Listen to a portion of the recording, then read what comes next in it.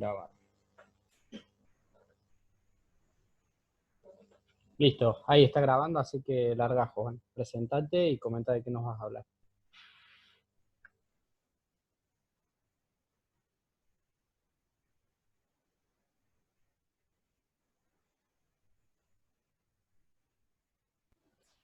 Ahí está, estaba silenciado.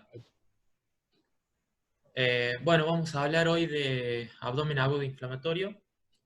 En principio, bueno, aclarar que esto va a ser como algo general, que el abdomen agudo inflamatorio abarca muchas enfermedades que se deberían ver por separado.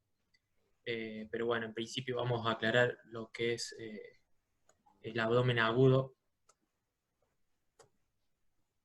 Fede, no puedo pasar, no sé por qué. A ver, che.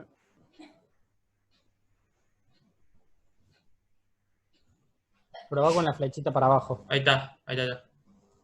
Ahí puede pasar, no sé por qué. Ahí está, ahora sí. Bueno, entonces vamos a hablar primero de lo que es el abdomen agudo, que es más o menos lo que estuvimos viendo en estas últimas clases, que se va a repetir un poquito. Es un cuadro clínico caracterizado por un dolor abdominal intenso, de inicio brusco, que no retrotrae y requiere un diagnóstico y un tratamiento temprano. Dentro de lo que son los abdómenes agudos, de estos 5 tipos, vamos a hablar del inflamatorio, diciendo que, bueno, es la inflamación de la serosa peritoneal por una causa que puede ser primario o espontáneo, secundario, que es de lo que vamos a hablar ahora. Sería la peritonitis aguda secundaria. En cuanto a la etiología, tenemos varias causas que pueden originar un abdomen agudo inflamatorio. Se puede originar a partir de la infección, inflamación del tracto digestivo, a partir de una perforación visceral, o desde la pared abdominal. Acá por ahí nos vamos a mezclar un poquito con el resto de los abdómenes agudos, más que nada con el perforativo, que siempre van de la mano. Es la forma más frecuente y de mayor interés quirúrgico, y se origina de procesos intraperitoneales que pueden generar primero un proceso localizado que en su evolución pueden extenderse a todo el peritoneo. Entonces, podemos dividirlo de etiologías no traumáticas y traumáticas. Las no traumáticas, lo más frecuente es la apendicitis, colecistitis, diverticulitis. El Merkel, que puede ser otro divertículo inflamado, que es menos frecuente, pero está ahí. Y abdomen agudo perforativos, que está puesto ahí último no porque sea menos frecuente, sino que porque, bueno, se va a hablar en una clase particular después. Eh, pero sería un abdomen agudo que va de la mano con el inflamatorio, y sería una de las causas también, más que nada de generalizado. Y las traumáticas como herida de arma de blancas o arma de fuego, que bueno, también sería parte de lo mismo. En cuanto al abdomen agudo inflamatorio, tenemos 3 posibilidades. En general, primeramente, digamos, en pacientes que están inmunocompetentes, que son jóvenes y demás, eh, puede haber, y en casos leves, puede haber una resolución del cuadro, que a veces con un tratamiento médico se puede resolver, en donde la fuente de inoculación no persiste al ser bloqueada por el exudado de fibrina. Eh, Estos casos pueden ser, a veces lo podemos ver en una colecistitis, en donde con un tratamiento médico puede andar bien. Después tenemos cuadros de localizados o generalizados. El localizado, el proceso queda bloqueado por adherencias laxas primero y después fibrosas. Eh, Siempre por ahí hablando más, por ahí se entiende más cuando hablamos de la apendicitis. Entonces tenemos un cuadro local de inflamación de una víscera, que en contacto con el peritoneo genera cuadro de una peritonitis localizada. Y se puede generalizar, más que nada cuando hay una perforación de víscera hueca, en donde el proceso defensivo del organismo no llega a generar esto, digamos, a poder contener la infección. Entonces el proceso se extiende. Estas digamos, posibilidades pueden estar modificadas también por la los antecedentes del paciente, si tenemos un paciente inmunocomprometido, un paciente diabético, como hemos tenido casos, pacientes que toman antiinflamatorios o antiespasmódicos, pueden modificar esta forma de presentación, y también la clínica. En cuanto a la clínica, entonces, la sintomatología presenta muchas variables, muchas variantes, de acuerdo principalmente a la causa. Obviamente, si tenemos una apendicitis o una colecistitis, una diverticulitis, va a haber una sintomatología diferente. Por lo menos en un principio, al principio del cuadro. También otra variante, o sea, va a depender también del lugar del abdomen afectado, por lo mismo, el tiempo de evolución que lleva el proceso y las condiciones propias del paciente, como habíamos dicho, si es un paciente joven, si es un paciente añoso, si tiene alguna enfermedad previa que pueda modificar más. Y en esta clínica lo vamos a ver, digamos, diferente, digamos, si hay un paciente con una inflamación peritoneal localizada, como venimos diciendo, o una perforación, que ya el cuadro va a ser más complejo.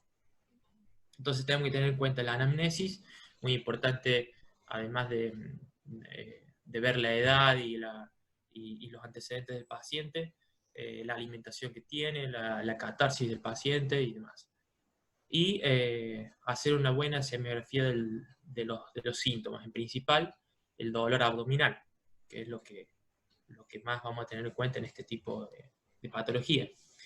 Ya había hablado Monse también en la clase pasada, de lo que habló también no vamos a repetir tanto, del tipo de dolor, si es visceral, parietal o referido. Por lo general estos cuadros empiezan con un dolor visceral generalizado que al afectarse la pared del peritoneo, el dolor suele localizarse más. Entonces hay que ver bien cómo es el dolor, digamos, la aparición, si es brusca, en estos casos va a ser de aparición brusca, como dijimos en todos los abdomen agudos, y a veces tiene pocas horas de evolución. Hay que tener en cuenta mucho la localización, si se irradia o no, para cómo es el comportamiento de ese dolor. Y por lo general es un dolor continuo y progresivo, no disminuye el dolor, y el paciente lo vamos a tener quieto, tratando de no movilizarse mucho, porque eso le va a generar aún más dolor. Los síntomas acompañantes, el principal la fiebre, que es frecuente que la tenga, náuseas, vómitos y la anorexia, que también es algo importante a tener en cuenta. En cuanto al examen físico, en la inspección podemos tener un abdomen distendido sin movilidad. La auscultación, los ruidos hidroaéreos van a estar disminuidos, a veces abolidos. Y en la palpación, acá vamos a ver, dependiendo del cuadro, si es grave o no, defensa con reacción peritoneal, teniendo en cuenta la localización del proceso, signo de Bloomberg, que es el dolor a la descompresión. Y cuando tenemos un abdomen poco depresible, a veces un abdomen en tabla, más que nada cuando se produce un abdomen agudo inflamatorio generalizado, podemos realizar la maniobra del José San Martino, que es el tacto rectal, que nos va a ayudar a localizar mejor el dolor. Y a veces signos específicos, que van a ser el punto de McBurney y el punto cístico o signo de Murphy, dependiendo del origen del abdomen agudo. Si vamos a presentar un paciente con una apendicitis aguda, obviamente que el signo de McBurney va a estar presente. Siempre pensando primero en tener el paciente, digamos, con pocas horas de evolución. Ya en una patología generalizada vamos a empezar a tener signos más generales. Y a nivel de la percusión, matidez, que nos puede hablar de líquido libre, o el signo de Joubert, que lo vamos a tener cuando hay neumoperitoneo. Otra cosa para tener en cuenta, y que también lo hemos hablado ayer, es en cuanto a las manifestaciones sistémicas, viendo del paciente con la posibilidad de que pueda entrar en shock.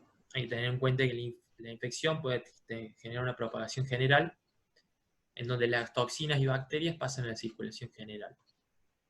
En la parte cardiovascular tenemos que tener en cuenta la hipovolemia que se genera por los exudados, la falta de aporte y la sustracción del líquidos por el hilo intestinal, un tercer espacio abdominal, y tener repercusiones a nivel cardiovascular y renal. A nivel renal, la disminución de la perfusión que va a generar que puede generar una oligoanuria. A nivel respiratorio puede haber motilidad diafragmática disminuida por el dolor y también a veces por la vecindad de la infección. En cuanto al si voy muy rápido, párenme, si quieren hacer alguna pregunta o hacer un comentario, pueden ir frenando. En cuanto al diagnóstico, vamos a tener en cuenta mucho la clínica. Obviamente, otra vez volvemos al dolor. Es lo principal en esto, y ver cómo se comporta en el paso del tiempo. Después vamos a ver bien cómo lo vamos a ir manejando en una guardia, pero siempre hay que tener en cuenta no solamente cómo se presenta el dolor apenas llega, sino cómo va evolucionando al paso del tiempo cuando tenemos el paciente en cama fría. Los síntomas acompañantes que presenta y obviamente el examen físico. Eso nos va a guiar mucho para ir guiándonos a un diagnóstico o al origen de ese abdomen agudo inflamatorio. El laboratorio se va a presentar con leucocitosis y neutrofilia. Muchas veces pedimos nosotros también BCG y PCR, que a veces pueden no servirnos mucho, digamos. Hay veces que en una apendicitis la BCG no va a estar elevada y no por eso vamos a no pensar en el diagnóstico. El hematocrito puede estar aumentado por la deshidratación y esto que estuvimos hablando del tercer espacio. La amilasemia puede estar elevada, por lo general también en cuadros graves, generalizados, y solicitar también los gases, que también es algo que vimos ayer, con respecto al paciente que puede estar en vías de o en shock en la guardia en el inicio del cuadro. Y después las imágenes, siempre la radiografía primero y después pensar en la ecografía, tomografía. Tener en cuenta siempre que la laparoscopía también puede ser diagnóstica, además de realizar un tratamiento. Y ya pensando en lo que es la apendicitis, que por ahí es lo más frecuente, lo que más podemos ver y lo más práctico lo que podemos tener, digamos, para aplicar esto, tener en cuenta siempre el alvarado, que por ahí es lo que más usamos nosotros, en donde, bueno, tenemos diferentes aspectos para ir viendo y puntuar para ir guiándonos hacia el diagnóstico de apendicitis aguda o descartarlo, si es necesario pedir un estudio de imagen o no. En este caso lo que tenemos en cuenta son los síntomas en cuanto a la migración del dolor a fosa ilíaca derecha, recordando que es característico la migración del dolor, por lo general pacientes que tienen dolor epigástrico generalizado, que después focaliza por esta inflamación peritoneal localizada, la anorexia, náuseas y vómitos, que nos va a dar un punto, y el dolor en el cuadrante inferior derecho. Y en cuanto a los signos, el signo del dolor en el cuadrante inferior derecho, el dolor al rebote, la descompresión y la fiebre. Eso también nos da un puntaje, y el laboratorio. La leucocitosis con esta neutrofilia es lo que nos va a dar también puntos para ir viendo. Si nos da menos de 4, ya es muy, muy raro que tenga apendicitis. Más de 4 lo podemos sospechar. Por ahí, si es una mujer, vamos a pedir un estudio de imagen. Y con eso nos puede, digamos, ayudar a llegar al diagnóstico. Y si tenemos ya un paciente en un laborado de 8, 9, 10, ya es muy, muy probable que sea un cuadro apendicular. Y el otro score, la otra escala que tenemos es el RIPASA, que es también lo que estuvimos hablando y que no usamos, nosotros no lo hacemos con frecuencia, pero la idea es empezar a poder aplicar los dos cuando tengamos pacientes con síndrome de fosa ilíaca derecha, hacer los dos scores, y no solamente el ingreso, sino, como dijimos, el dolor puede ir evolucionando, poder hacerlo a la hora, por ejemplo, de que lo tenemos al paciente en cama fría, y compararlo. La escala de Ripasa tiene en cuenta datos que tienen en cuenta si es hombre o mujer, la edad, en cuanto a los síntomas, el dolor en fosa ilíaca derecha, la náusea, vómitos, si migra el dolor o no, la anorexia y la evolución de los síntomas, en cuánto tiempo se presentaron. Los signos, la hipersensibilidad en fosa ilíaca derecha, la resistencia, o sea, la defensa del abdomen, el rebote y el rousing, que es otro de los signos que es a nivel de la palpación en fosa ilíaca izquierda, que al movilizar los gases va a generar un dolor en la fosa ilíaca derecha. La fiebre es otro de los signos, y en cuanto al laboratorio, eso nos va a dar un puntaje. Ahí no sé si se ve muy bien, pero se los cuento más o menos. Esto lo tendríamos que tener escrito y nos va a ser más fácil de llevarlo a cabo. Si nos da menos de 5 puntos es improbable que sea un proceso apendicular. Entre 5 y 7 puntos hay baja probabilidad. Se debe observar el paciente y ver la evolución del dolor abdominal. Se pueden hacer estudios de imágenes también para descartarlo. Entre 7,5 y 11,5 hay una alta probabilidad de apendicitis aguda y a veces, de acuerdo a la valoración del cirujano, se puede hacer o no algún estudio de imagen para verlo, descartarlo o hacer el diagnóstico. Y más de 12 puntos ya nos dice que hay diagnóstico de apendicitis. Eso es muy probable que ya lo tengamos a la enfermedad. Bueno, y pasando a las imágenes, como habíamos dicho, lo que nos va a ayudar al diagnóstico de un abdomen agudo, o sea, o llevar a la causa de por qué tenemos un abdomen agudo inflamatorio. Lo primero que vamos a pedir siempre es la radiografía del tórax y abdomen. Acá, si quieren ir metiéndose y ir diciéndome qué pueden encontrar en una radiografía, yo arranqué con la más fácil, lo que podemos pensar en un abdomen agudo, que es cuando tenemos un paciente complicado y con una perforación de víscera hueca. En la radiografía de tórax vamos a ver un neumoperitoneo, que ahí se logra ver. ¿Qué otra cosa podemos ver en una radiografía que a ustedes les parezca? Si quieren pueden habilitar micrófono y comentar a ver qué les parece que pueden llegar a encontrar en una radiografía de abdomen, por ejemplo.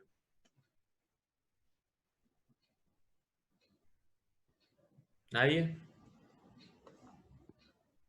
Y hablando justamente de abdomen agudo inflamatorio, en las placas bueno, en la de tórax ya explicaste, obviamente también nos va a servir para descartar algún probable origen de alguna neumopatía de base pulmonar que nos esté generando un cuadro abdominal.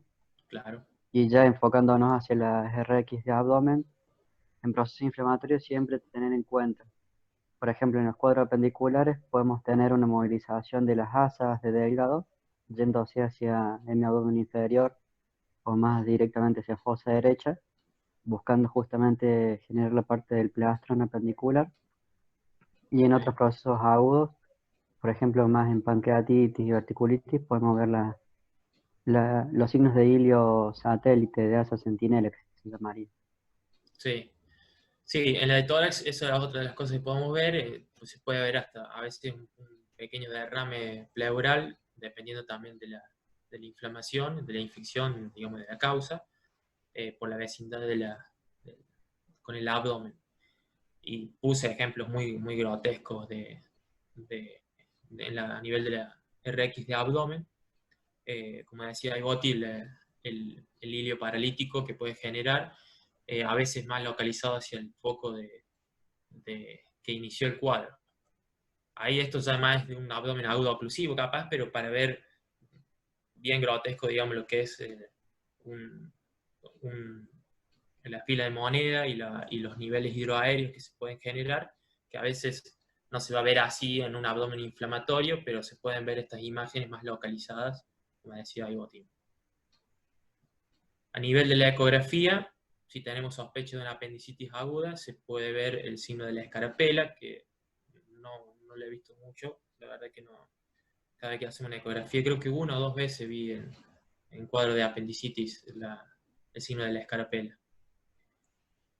Que bueno, que es una de las causas de que nos puede generar un abdomen agudo inflamatorio. Las colecistitis agudas también pueden generar defensa, reacción peritoneal, una forma de abdomen agudo inflamatorio localizado más que nada, en donde vemos esto. No sé si a alguno les parece, quiere describirla o quiere decirme qué podemos ver en la vesícula como para pensar que está generando este proceso, como para ir metiendo un poquito de inclusión. No se te Pregunta escucha, de... Denis. Abre, pero no te escucho, Denis.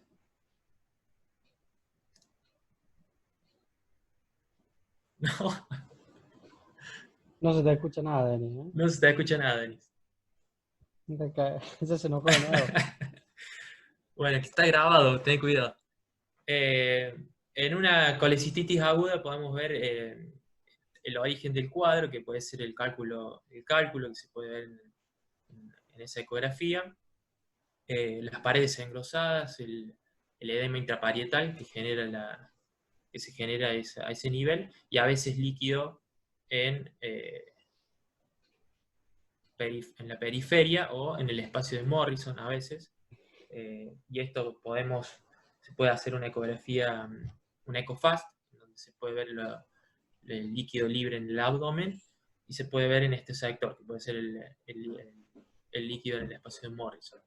También se puede evaluar el espacio esplenorenal o a nivel del fondo de saco de Douglas o de parietocólicos. Eso nos va a hablar de que hay un proceso en esas regiones con líquido libre. Otro de los estudios que podemos solicitar, y a veces más que nada lo solicitamos cuando tenemos un paciente, si pensamos en una apendicitis, por ejemplo, en un paciente añoso, diabético, que por ahí la clínica no nos guía mucho y queremos hacer una imagen, a veces hacemos directamente la tomografía, o en procesos ya hacia fosa ilíaca izquierda, pensando en una diverticulitis, también lo hacemos. Perdón, antes de pasar ahí la TAC, Sí, hay que siempre recordar justamente en esos dos cuadros de abdomen inflamatorio, en realidad en los abdómenes inflamatorios, en general la ecografía, hay que acordarse un poco los puntos de corte del engrosamiento de pared y que tenemos los signos tanto directos como indirectos de procesos inflamatorios. claro. Por ejemplo, como vos hablas recién si querés volver un poco a la foto del apéndice, vos hablas recién ahí del signo de la escarapela y se puede ver. El signo de la escarapela siempre está dado por lo general, en realidad, por el coprolito central, que es la imagen más Sí, lo que se ve ahí en hiperecogénica. medio. Después tenemos un pequeño sector más hipocogénico o ecogénico, que suele ser más bien la pared. Y después la imagen de doble pared que termina en doble edema. Es Claro, obviamente hablando de las horas de evolución del proceso pendicular. Siempre también claro, se puede medir la pared. Uno cuando ya tiene una pared de alrededor de 7 milímetros se da como positivo también, pese a que no encontremos el coprolito. Ese engrosamiento de pared ya nos habla también del proceso agudo. Y después tenemos signos indirectos en el proceso pendicular como para sospecharlo, como es el líquido en las bandas de líquidos periasa, o por ahí que también solemos tener informes de una asa que está aperistáltica, ujú, engrosada. Bueno, esos son signos indirectos, pese a que no nos describen que es propiamente el apéndice. Por eso hay algunos detalles que hay que siempre acordarse. Y en el sí, siguiente, es que verdad. tenés la vesícula, muy bien que decís el tema, obviamente, del engrosamiento parietal. No sé si recuerdan el punto de corte, hasta 3 milímetros. Uno puede esperar una pared de la vesícula hasta estar borderline, pero ya con paredes de 4 o 5 Más de milímetros estamos 4. hablando exactamente, ya hablamos de engrosamiento propiamente dicho, y más si tenemos la imagen de doble pared con el halo o edema parietal, y ahí ya hablamos justamente un proceso A veces agudo sí, a veces se puede ver también en la vesícula sectores donde la pared está fina, está bien, pero sectores un poquito más engrosados ya con edema de, intraparietal y ya ahí ya hacemos diagnóstico de y colecis otro quística. signo que nos, claro, y otro signo que nos da también a favor del proceso agudo. Por ahí no llegamos a tener el engrosamiento parietal aún, pero sí llegamos a ver signos de distensión vesicular, que es cuando nos miden la vesícula que tiene más de 10 centímetros en el eje longitudinal o más de 5 centímetros en el eje transversal propiamente. Obviamente Claro, asociado siempre a la, en general, obviamente en nuestro medio con el cálculo que se ve adentro, con el que es cálculo. inmóvil en la zona de bacinete. Y los otros signos, como nombras muy bien, tanto de líquido a veces pues, se puede ver perivesicular en el hacia el lecho o hacia ante riesgo de perforación, ver zonas de gases o aire adentro de la vesícula o incluso a veces en la vía biliar que hay que tener cuidado. Claro, Bueno, y obviamente también tenemos signos muy similares hacia el nivel de páncreas o diverticulares y también depende, obviamente, sí. son muy operador dependientes. De eso nomás que quería. Gracias, Boti. Y acá en tomografía también capaz me podés ayudar un poco más. Un proceso apendicular se puede ver, acá creo que se ve bien ahí una imagen con engrosamiento de pared. Eh, ahí está señalado en la imagen. Ahí tenés el Y, engrosamiento de pared y tenés, si ven la grasa y que acá, está rodeando toda la parte to- intestinal bien negrita, vean justamente la grasa que está alrededor de la flechita, está más densa.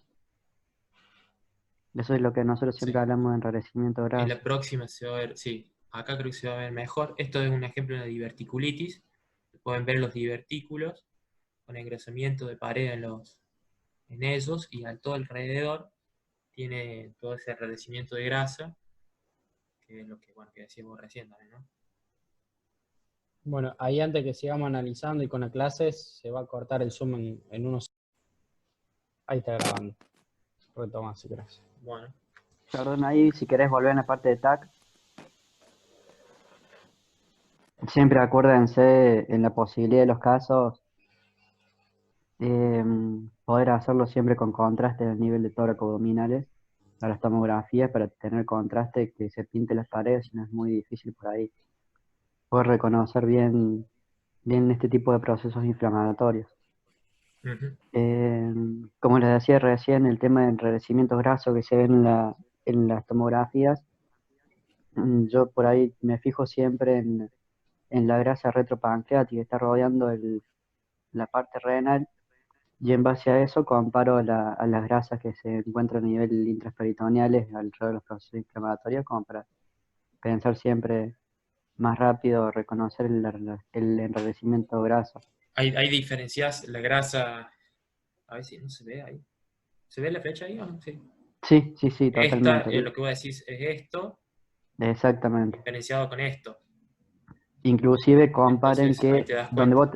donde vos estás ahí poniendo ahí la flecha, esa parte gris, comparado con la parte prerrenal derecha, esa parte gris que está en el lado izquierdo, es justamente puede ser un poquito de banda líquida Ujú, o a su vez un poco engrosado del peritoneo parietal posterior, que bueno, obviamente también sugiere el proceso inflamatorio ahí. claro, Pero bueno, toda la recordar parte regional de la localización de la inflamación.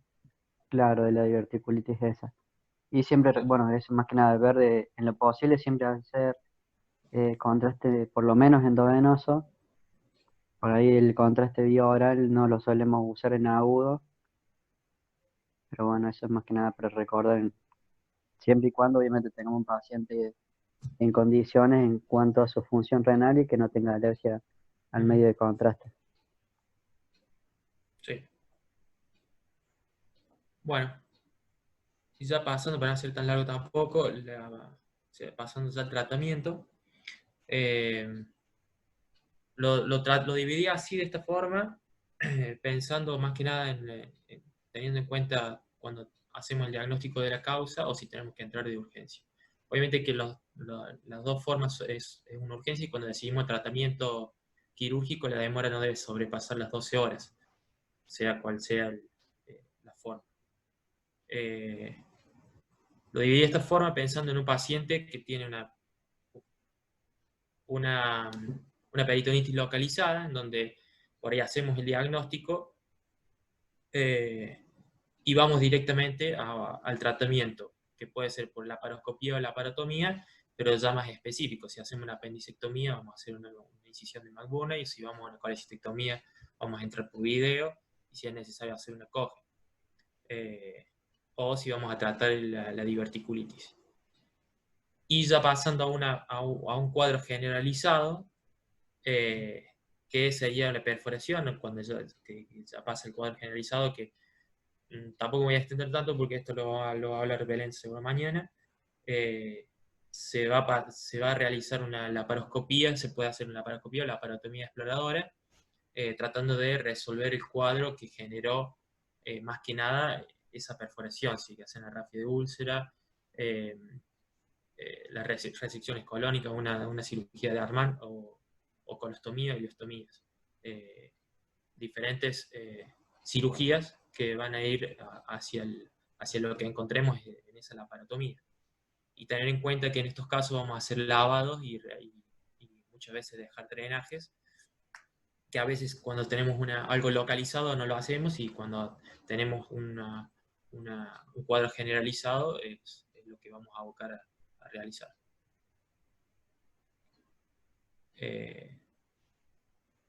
No sé si tienen algún aporte, quieren decir algo sobre esto. Estas son cosas que por ahí vamos a hablar en cada clase de cada patología, digamos.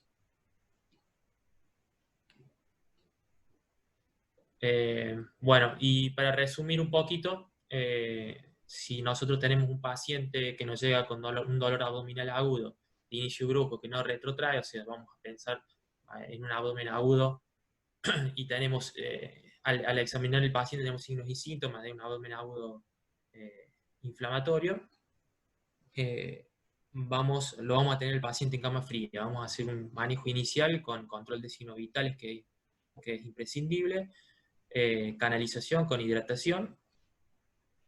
Si tenemos un cuadro de un paciente estable, no está mal, y a veces lo bueno es esperarlo un poquito y ver cómo evoluciona ese dolor, como dijimos, cómo evoluciona ante esa hidratación, y ver los cambios en el abdomen. Si es necesario poner sonda nasogástrica y sonda vesical, pensando en un paciente que está en vías de ir a shock o no, y lo principal en esto es contabilizar la diuresis.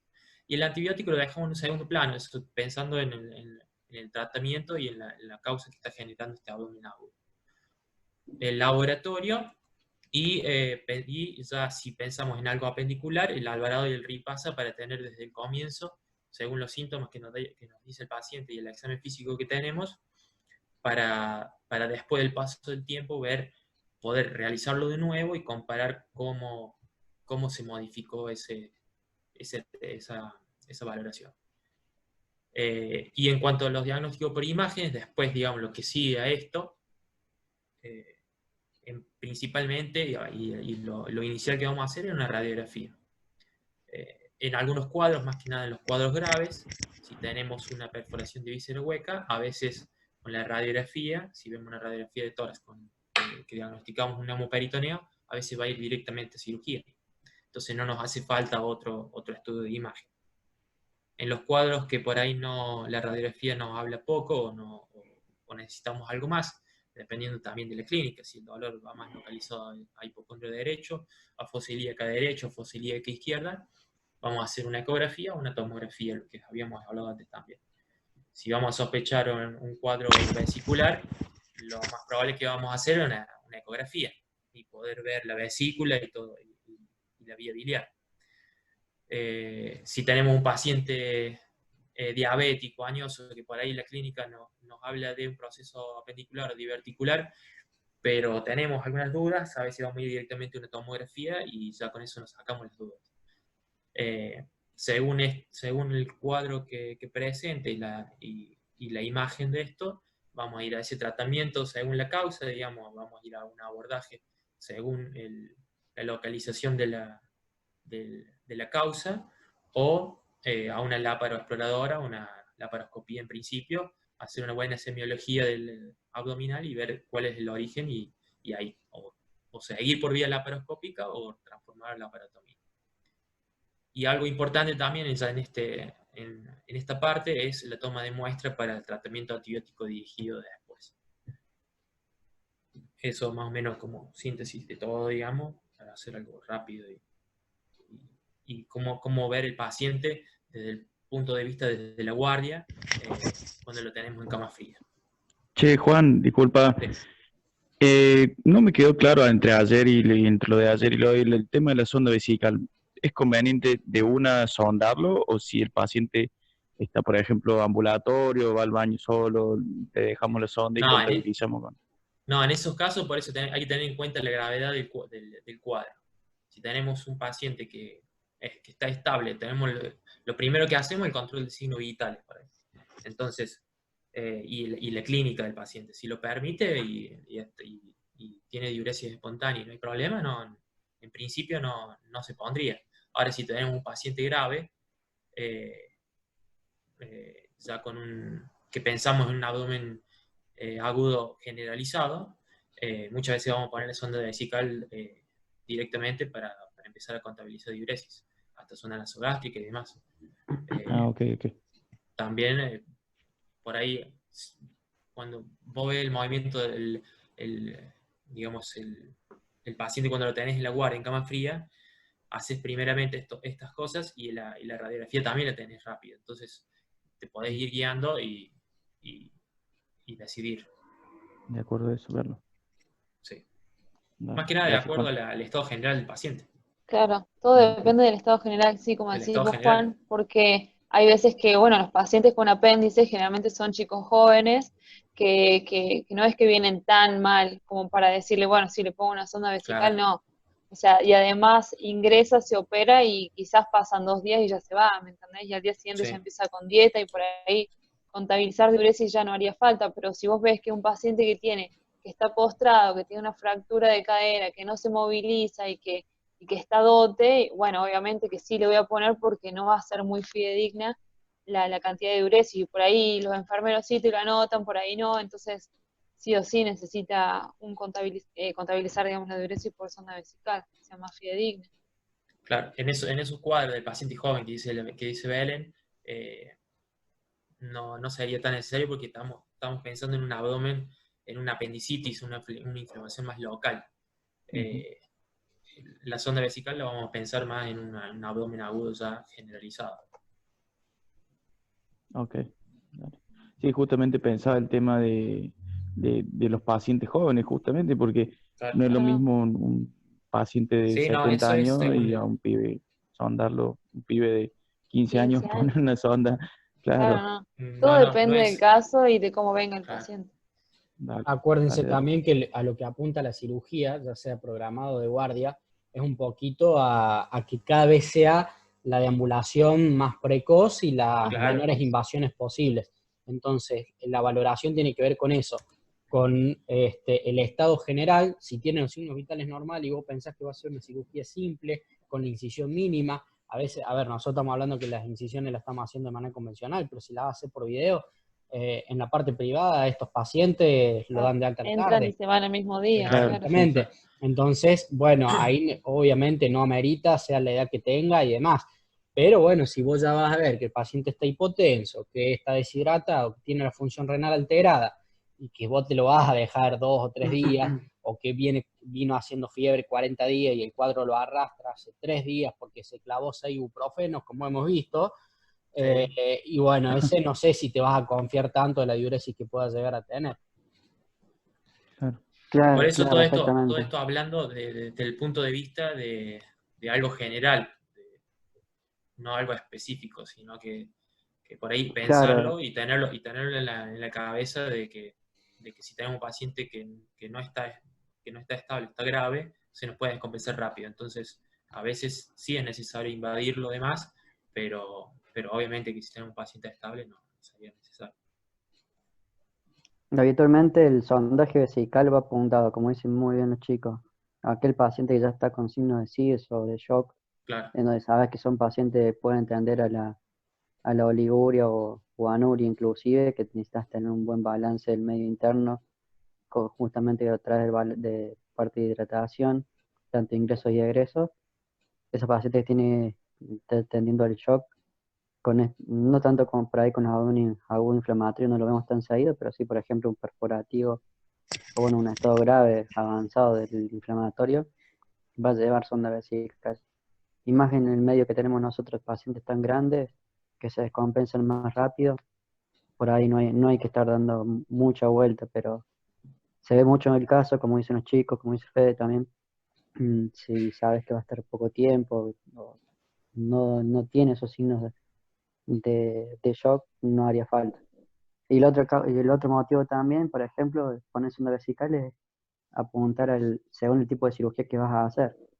Si uno, por ejemplo, tiene el abdomen agudo inflamatorio, que por ejemplo lo va a operar de apéndice, lo va a operar de vesícula, no le solemos poner sonda vesical, pero si por ahí lo va a operar de apéndice por video, para justamente tener un vaciamiento de la vejiga y no te complique en el momento de la cirugía, por ahí sí, por ahí no en el guardia, pero sí en quirófano le pones la sonda vesical. claro, Y paciente si son anestesiado. pacientes que después, exactamente, y si son pacientes que después sabes, no en lo inflamatorio, pero en lo perforativo, que va a tener un postoperatorio que no se va a estar movilizando mucho, o que no lo querés hacer estar levantando inicialmente en los pacientes que están un poco más graves, y sabemos que por lo menos un par de días lo dejamos con la sonda vesical para control de balance y de diuresis del paciente. Juan, muy bueno la charla. Sumar nada más por ahí a la parte de tratamiento, que creo que hablaste bastante en el slide anterior. Hablaste bastante de lo que es tratamiento quirúrgico de las patologías de abdomen agudo inflamatorio que solemos recibir.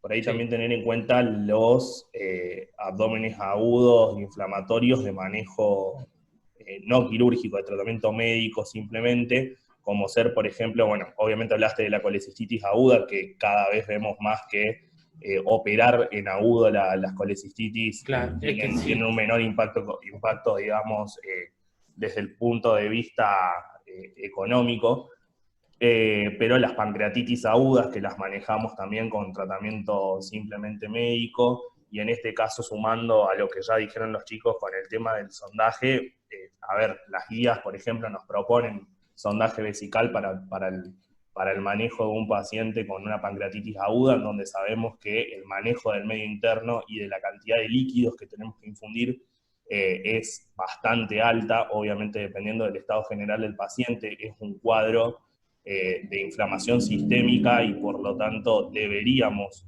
hacer una contabilización de diuresis horaria en estos Sí, pacientes.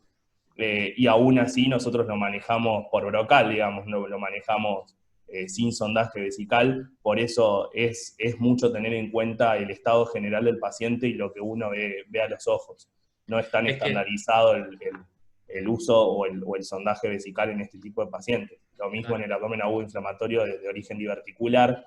También si el paciente, uno dice, bueno, sí, le hacemos un ARMAN, pero te va a depender también de qué tipo o en qué estadio, digamos, de la diverticulitis está. Entonces, sumar nada más a todo esto el hecho de poder tener en cuenta los manejos, el manejo simplemente médico y no quirúrgico de patologías que nos competen a nosotros, ¿no? Sí, tengamos en cuenta que o sea, son opciones. Después, cada patología va a recibir su tratamiento. Esto es como algo general de lo que es abdomen agudo inflamatorio. Después, cada patología en sí que puede originar un abdomen agudo va a recibir su manejo y tratamiento. Esto es como algo como básico y general de más o menos que abarca a la mayoría de los cuadros.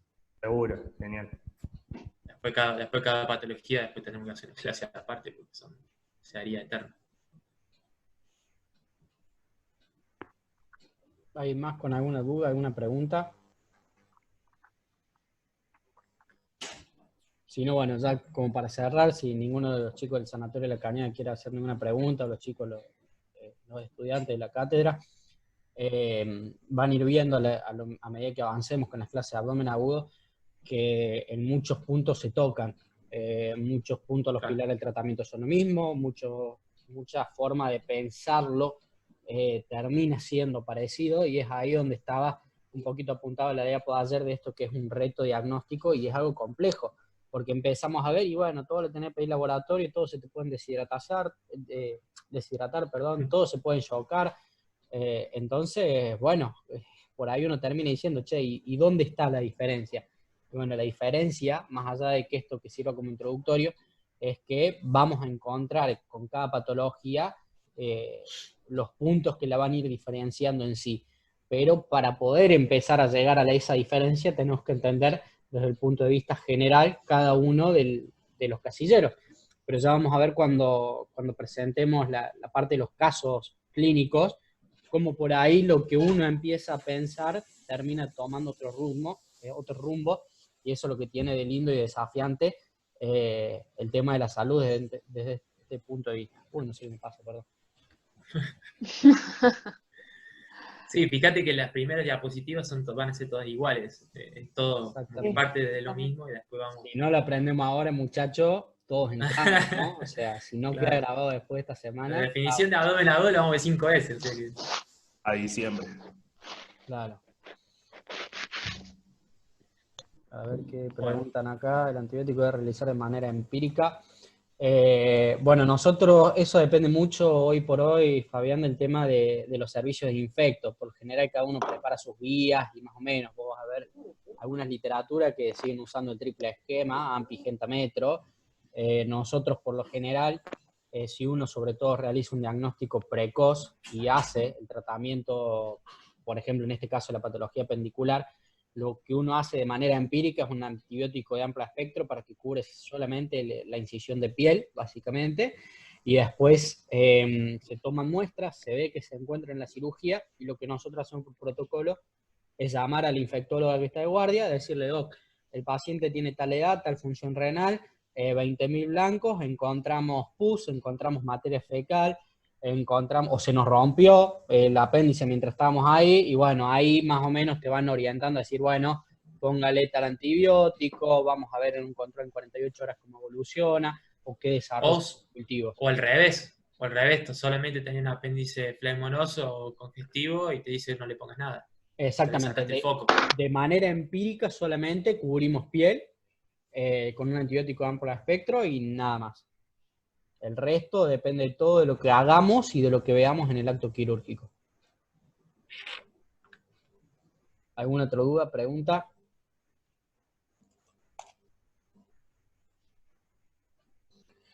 Bueno, cierro acá entonces la charla. Gracias a todos por conectarse. Mañana vamos con la charla de la doctora Nota. Seguimos con abdomen agudo. Bueno, gracias a todos por coparse. Que tengan buenas noches. Gracias, nos vemos. Chao.